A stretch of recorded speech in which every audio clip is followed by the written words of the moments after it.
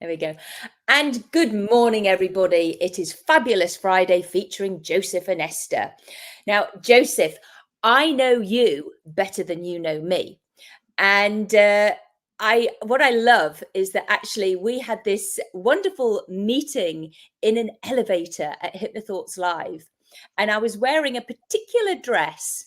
And I thought, I know I'm not going to be able to unzip this because normally my husband does. And I said, Joseph, would you mind very much helping me? There was only the two of us in the elevator. And you did. You kindly assisted and unzipped my dress just enough so that I could continue in my own room. You know, I have to admit that the request did surprise me, but actually I felt honored, you know, because I mean, I know that I'm not a weirdo, but other people just may not know that. Well, I know you're not a weirdo. So, and I felt comfortably enough. I was like thinking, well, what am I going to do? How am I going to get out of this? And I was just so pleased that it was you. Me too. Me too. Serendipity. Yes, there you go. And it was, I felt very safe. So thank you very much for doing You're that. more than welcome. I know. So we have this nice little story. But now, Joseph, you are an expert in your field. All right. We know that everybody who is a hypnotist and who has been to conferences, and I know you're going to speak again at Chicago in October, the Mid-America Conference. So that is wonderful. So Joseph, please tell everybody what you do. Tell us about you. Okay, I'm a clinical hypnotist, and my practice became, I listen to people say, oh, you need to specialize. Everybody should specialize. Everybody has their forte. And mine happened just because I was diabetic and overweight, and my diabetes got worse and worse. I followed all of the advice of my doctors. I love doctors, but the advice wasn't great. And eventually I started studying and experimenting on myself, actually biohacking, testing my blood and figuring things out, and deep dive into science and metabolic science. So now my practice focuses primarily, I do other stuff too, but primarily I focus on metabolic disease and metabolic syndrome. And hypnosis, look, I have to be honest, hypnosis isn't I can't snap my fingers and make diabetes go away. If only I could, you know.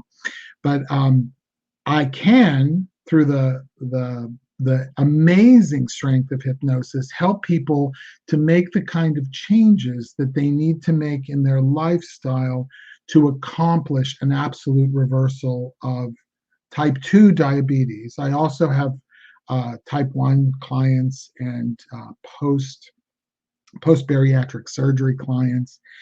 And so, but type 2 diabetes itself, in and of itself, can be reversed. Yes. And so that's what I do. And people aren't really up on the fact that they can do this. And when they find out what it is they need to do, very often they think, oh, I could never do that. And it's right. It's absolutely right. It's exactly right. You wouldn't do it. You can, but you wouldn't. And so that's where the hypnosis comes in. And so just a little bit about the process. We are reducing our reliance on carbohydrates. The problem with diabetes isn't the glucose, it's insulin resistance and hyperinsulinemia, which is chronically elevated levels of insulin. So just treating the blood sugar with more insulin is actually counterproductive.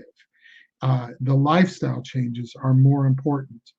And so when we can bring down those chronically high levels of insulin, the body starts the natural healing of the body will reverse insulin resistance, and of course, type 2 diabetics, that's what they need to do. Type 1 diabetes, where they don't have a functioning pancreas, they obtain this increased time in range. There's this optimal range for blood glucose, and most type 1 diabetics, it's up and down like this.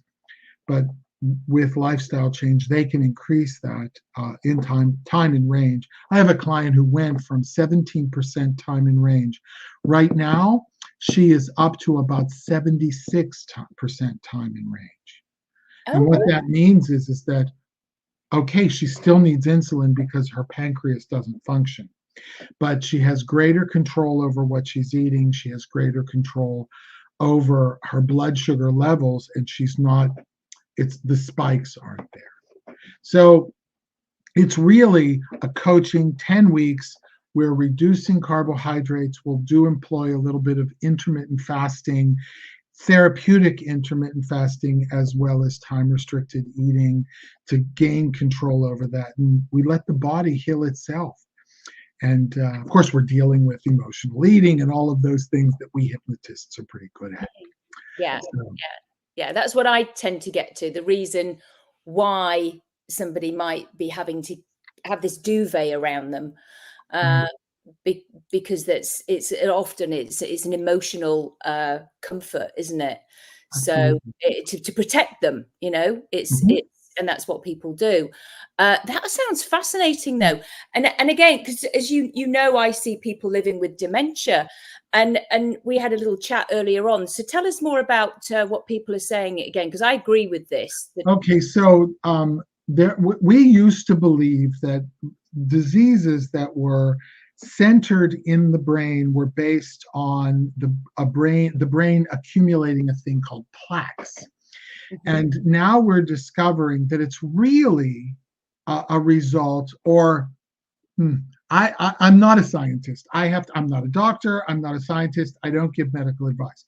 But what I do know is that it's really insulin resistance in the brain. So when we're talking about someone who has Alzheimer's, for example, or dementia, it is that the brain cannot effectively use the glucose that is available to it because the brain cells have developed a kind of insulin resistance, which means that the brain isn't getting the energy it needs. This is why when a person who has Alzheimer's or Parkinson's disease or oh gosh, my mind is any neurocognitive disorder. Yeah. There's vascular dementia, Lewy body, there's prefrontal lobal. So there's the umbrella is dementia, neurocognitive disorders, and then the Alzheimer's. It is the most prevalent one. Yes. But, yeah. Right. So when those people are instructed to do a ketogenic diet, now I don't really use that word very much in my practice because it's too much of a fad, and people think anything labeled keto is okay to eat, and that's not true. But when they really do go on to a ketogenic diet, they have vast improvement. And that's epilepsy, that's in fact, ketogenic diet was first employed for epileptics years and years ago. Really? I didn't know that. Yeah, so it's like, all right, well, what are ketones? Ketones are just another form of fuel that can be used literally by every cell in your body, except for a few. There are a few types of cells where ketones don't work, but your body manufactures glucose for those parts. You don't actually need to consume it.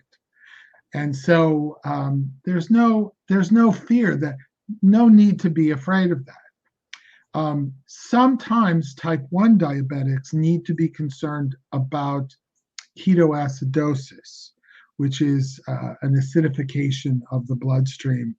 But that only happens in the absence of insulin, and nobody except for someone who doesn't have a functioning pancreas is living without insulin. So it's really not something we need to worry about. Okay.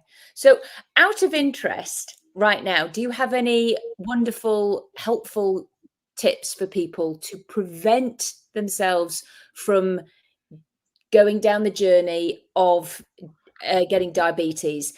Because a lot of people hear it, I'm pre-diabetic. Uh-huh. Tell me more. Okay, so pre-diabetes is an arbitrary measurement of blood glucose. And so here, when a doctor tells you you're pre-diabetic, the doctor has already determined that you have metabolic syndrome or metabolic disease because you have several symptoms that go with it. Obesity is one of them. High blood pressure is another.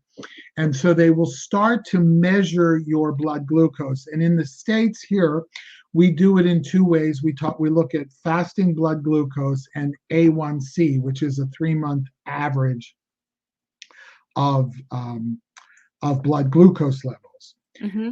The real test that we need, and I want to lobby for it, is the fasting insulin, because if we calculate fasting insulin levels and we can see it rising, and those levels, the normal levels are artificially high because of the standard American diet.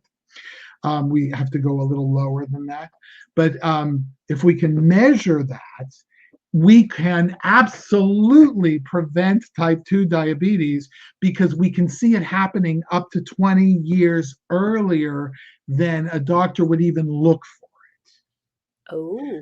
So when I became diabetic in 2004, when the doctor looked at me and said, "You're diabetic, watch what you eat," it was like I had 20 years of increasing blood sugar levels or increasing insulin levels. Well, more insulin, because the insulin brings the blood sugar down. So, my pancreas was working overtime to keep me healthy, and then it just got tired. So when I started experimenting on myself and I saw these things changing, Mm-hmm. I was amazed, and I kept pushing at my doctor. I want an insulin resistance test, an insulin resistant. I didn't know how to calculate it by fasting blood glucose, fasting blood insulin. Mm-hmm. The doctors don't know that either. Quite frankly, they don't. They don't do this test. It's not routine. I don't know why. It's not expensive, but the at the end of the day, they'll have less people on insulin. Oh, And so I mean, I'm not a conspiracy theorist, but it's not the way Western medicine thinks. okay. So I'll let people ponder that one. yeah, yeah, it's just not the way they think. We talk about preventative medicine, and that sort of gets my gander up because it's like, yeah, if you want to talk preventative medicine, Yeah. like upwards of 90% of the American population has some degree of insulin resistance. Wow. When I took my I went to Hypnothoughts the next year, and by the time I got to Hypnothoughts, I had lost 100 pounds, and my blood sugar levels, I was off all my medications. And people would come up to me and they would put their arm around me and say, "Are you okay? You've lost a lot of weight. Have you Yeah. been Yeah. sick?" And of course, there were other people who came up to me and said, "Oh my gosh, what did you do?" But Yeah, but you people know, can get worried when people drop off and really in get under a smaller. year, I mean, literally under a year, and people were just like concerned for me, Mm. and some people didn't even recognize me because I was still gaunt, and anyway. So and that was fun, but then I kind of knew it's like, "Joseph, you need to do something." And so the next weight loss client that came into my office, I'll never forget. I just looked at her and I said, "I need to tell you something. I can do what every other hypnotist will do, basically starve you until you lose weight. That's eat less, exercise more. We can do that. Yeah. But where I'm standing right now, that's unethical." And her eyes got really big. I said, "Look, first of all, scientifically, we've known for years that exercise doesn't help people lose weight. Number two, obesity is not the problem. It's a symptom of metabolic disease. And what we need to do is address, I'm not a doctor, but we need to address the conditions that contribute to metabolic disease. She was willing, and I told her, I said, you know what, you're my first one, but look at me. And if you're willing to do what I tell you to do, and I started developing, okay, I call it the Onesta process, right? I started developing this way of addressing for everybody who wants to fix their metabolic condition or improve their metabolic condition. It works for everybody, but it is very individual, right? Mm-hmm. It's the same process, the same sort of roadmap, but at the end of the day, everybody's an individual.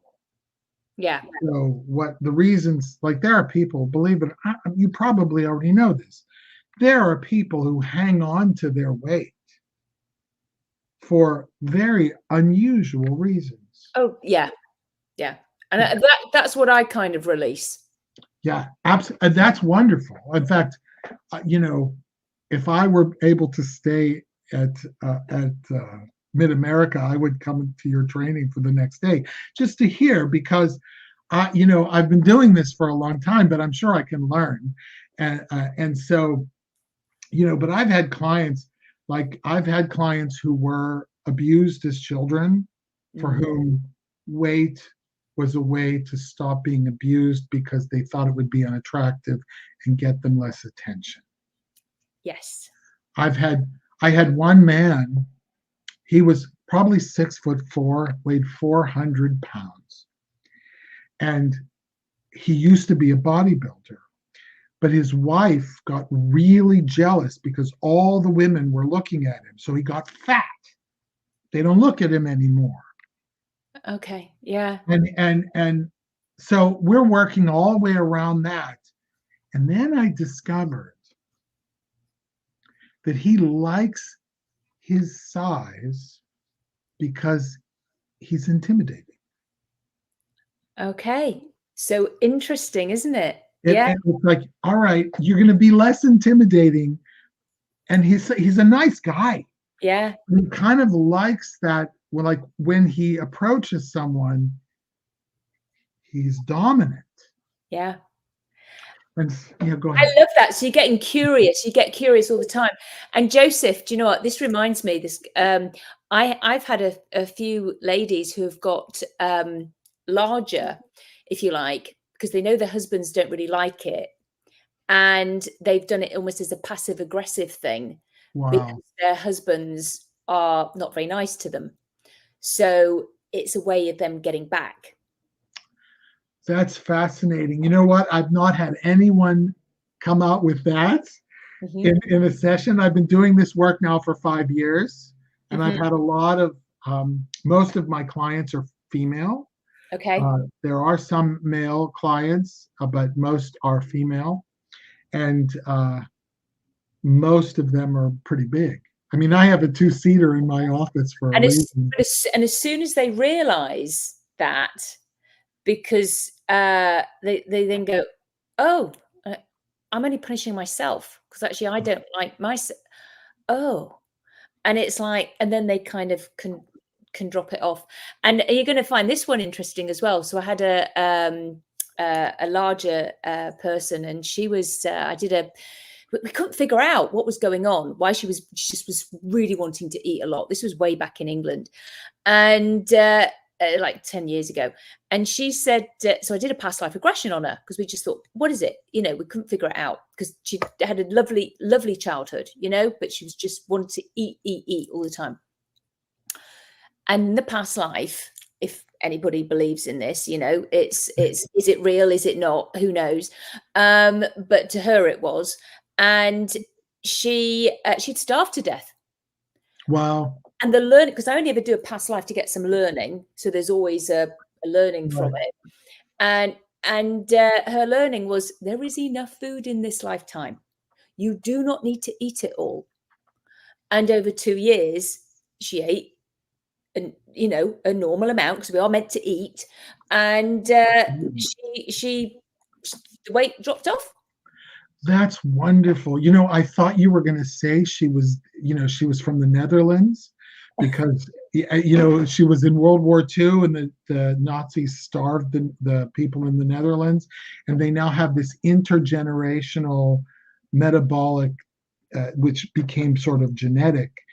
I think it was the Netherlands, or was it Denmark? I'm sorry. Now I'm confused. My mind just went. I don't know if it was Denmark or the Netherlands, but I do know they were hard. The Nazis just took all the food and sent it to Germany, and starved the people there when they occupied. So there's like a constellation thing there going on, that they have to, that's like in a DNA thing. So they want to make sure that they. Oh, okay. And it shows up. It actually shows up in their DNA. This is an amazing thing. One of the first hypnotists I ever met walked into my office. I was running a program at AIDS Project Los Angeles in the mid-90s. Mm-hmm. His name was Timothy Trujillo. Still is his name. And I think he's speaking at the UN this weekend or something. But anyway, he he walked into my office. I had 2,000 clients that were dying of AIDS in 1995. I wasn't a hypnotist. I was just running a program.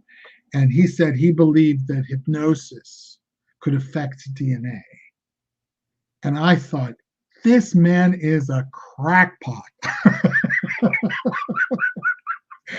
But he was kind of attractive, and I thought, my clients will love him anyway. He's a volunteer. I'm going to take him and see what he does. I looked at him and said, show me the evidence. Yeah. And he, of course, we didn't know about epigenetics really at that point. And it's true. He was absolutely right. I had 2 hypnotists.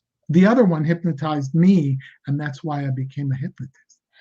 But Joseph, it's true. When we think about it, when we go right back, because because hypnosis is focused attention. Yes. And it's utilizing your imagination. So people go into it all the time anyway. So, of course, we're in trance a lot of the time when we're, listening to our parents and the belief systems that they install in us. And so when you think about the families and how entwined they were and all of this. So absolutely, because when you're in any kind of fear or whatever, your reticulating activating system is wide open. Your amygdala is going, and it's like you're on fight, flight, freeze. So of course you are building that belief system, which is hypnosis, because hypnosis is belief systems. Yes, I agree with you. Absolutely. So, at the end of all of it, I can look back. And by the way, you mentioned past life regression. We used to have a guy in Pittsburgh who his focus as a hypnotist, his focus was past life regression and alien abduction. Oh. And anybody who came to me for one of those things, I would just refer to him. He doesn't do it anymore. He said he wants to be a business coach or something. No, he doesn't do it anymore. So people have been asking me these questions. Do you do this? Do you do that? It's not on my website. And I'm trained. Trained by the best, right? Roy Hunter, I was trained by the best. So I can do it. And so I've actually started doing it. It's not something I've had active in my practice for a very long time because I didn't think I needed it. But now that he's not doing it, I'm sort of like, the hypnotists in Pittsburgh. And if you're a hypnotist in Pittsburgh and you're watching this, give me a call. I have tried to contact just about everyone I've found. Nobody, it's like, let's have a coffee. Nobody replies. Oh, well, let's hope we've got some people who on here who are watching. I hope so. I hope so.